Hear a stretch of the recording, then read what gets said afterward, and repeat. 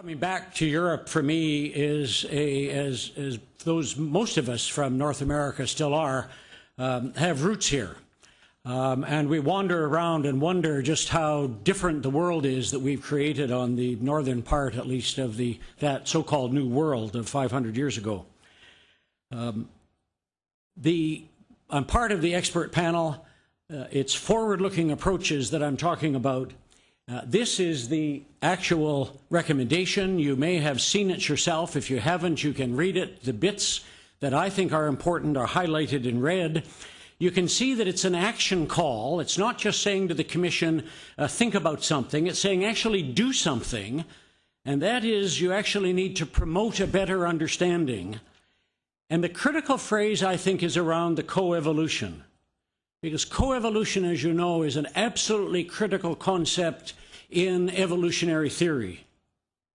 That even in the title of this conference about internet here and society there are two separate things. If they are actually co-evolving, then you cannot separate them out in that way. This is like a husband and a wife, whether in a good marriage or a bad marriage. They are in it together and doing something together and co-evolving together. It's like life on this planet, which changes the atmosphere from no oxygen to the oxygen we have now. So let me just say a little bit of background. The perspective of the PARADISO project is one that I deeply share. I was the first Canadian to write an article on paradigm change in 1968 in Canada. And thinking about that and applying it to human civilizations has been my life. And in my view, it has been hinted at by some of the speakers today, it's been said explicitly by others, denied by others, so that you don't have to agree with me at all.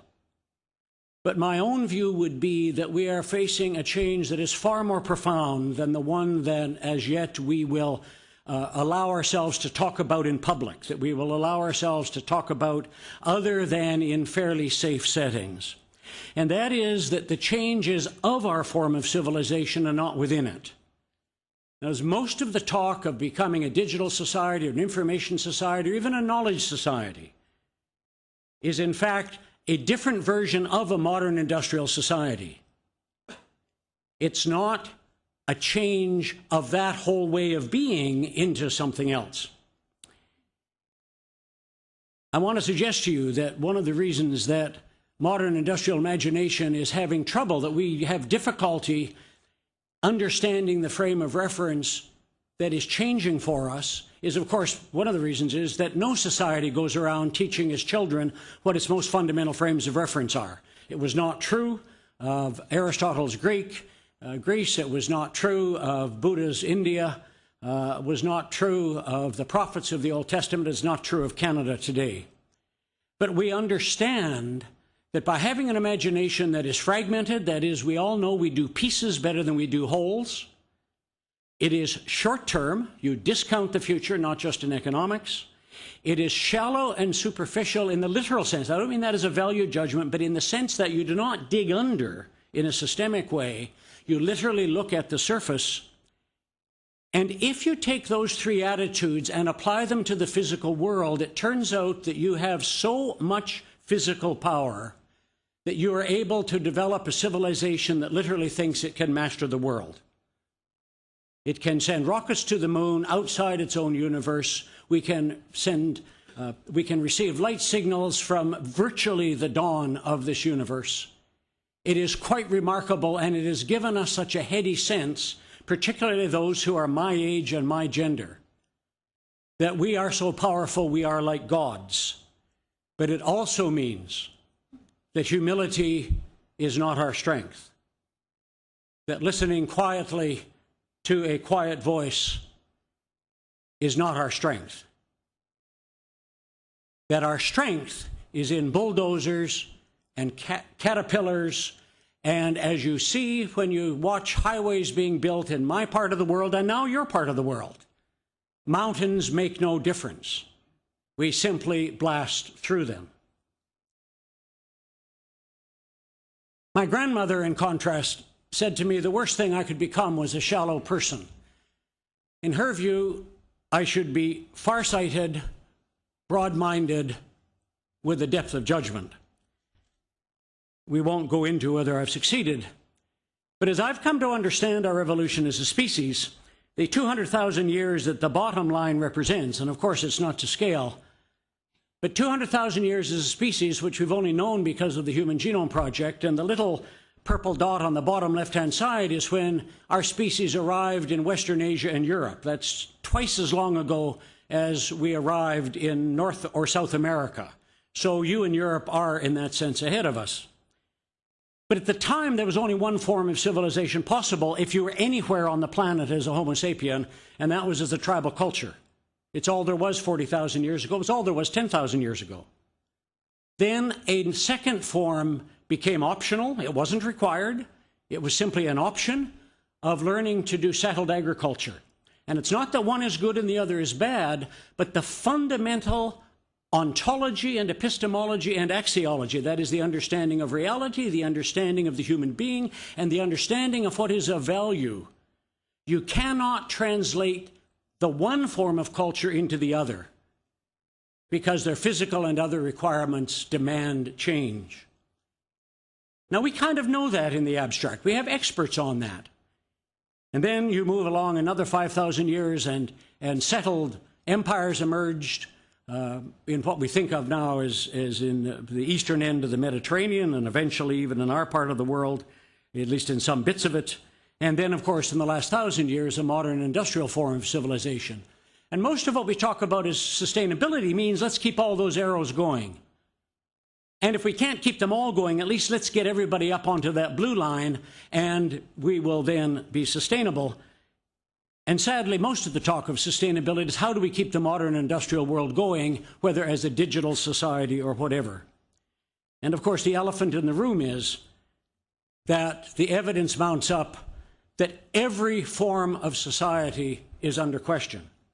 You cannot flee far enough up the Amazon to escape the acids of modernity. There's not a ghost of a chance that 100 years from now, any tribal society will be able to live as a tribal society with the kind of purity of even today, let alone 100 years ago.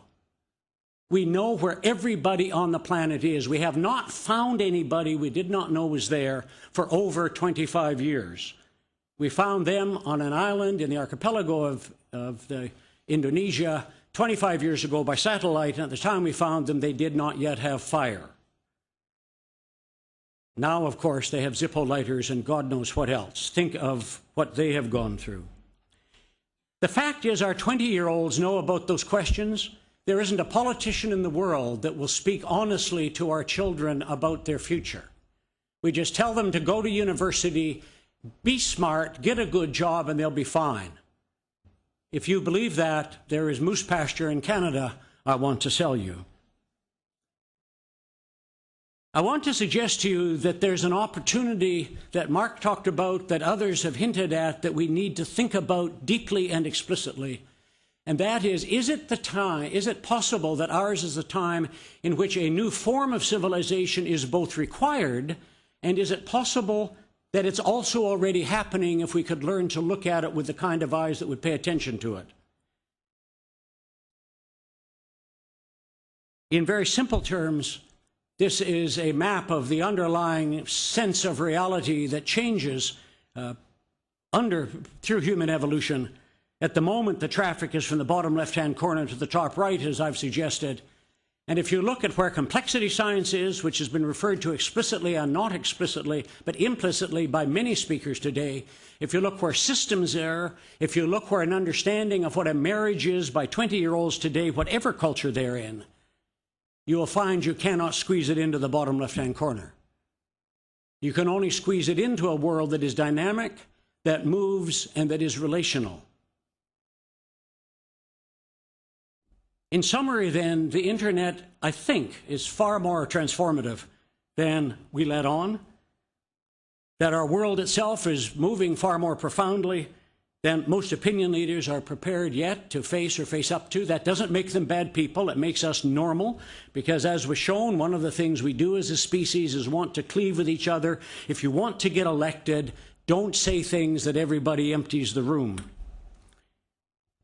And we are changing our minds, slowly and incoherently. I put slowly and incoherently, I underline it, but about the nature of reality, about the nature of what it is to be human, about the role of the human in reality.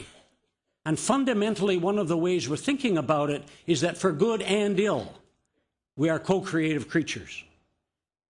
It's what people of my gender learn in a marriage breakdown, that the bitch did not do it to you. That in fact you were both co-created the conditions that are now unlivable for both of you, and that you have some things to learn if you want to move on and be a decent husband for your second wife. And the second wife often thanks the first, because if she had not dumped him, he might not have learned enough. And the question is, for us as a civilization, we laugh at Tiger Woods and how he had to learn publicly and how it destroyed his golf game as well as his relationship with his children. But as a civilization, we cannot afford nature to take her golf clubs to our SUV. If you don't understand that, you're not current with the research. We're becoming, the task that we face, that the internet is helping us with, is to become a web-enabled co-creators of a deeply human and deeply satisfying future. So the way I would revise the recommendation, you will have other ways, and I'm anxious to listen to them, are in yellow. That yes, we're asking the EC to focus on the co-evolution, and the internet's contribution to the co-creation of a new form of civilization. And if you listen to that carefully through some of the ears that have been talked to today, there is a franchise there for Europe, if you have the wit to see it. Because this is not a franchise that at the moment is being talked about in China, in India, or in North America. And that's a very interesting thought as Europe is looking for a new role for itself. As we look at and explore the interactions and the interpenetrations of how, so that we learn to take the "and" out of the internet and society, and to no longer conceive them as separate, but to move into a future in which it is inconceivable to think of the internet not being in a human society and a manifestation of it, but not having a human society that is also not web-enabled. Thank you.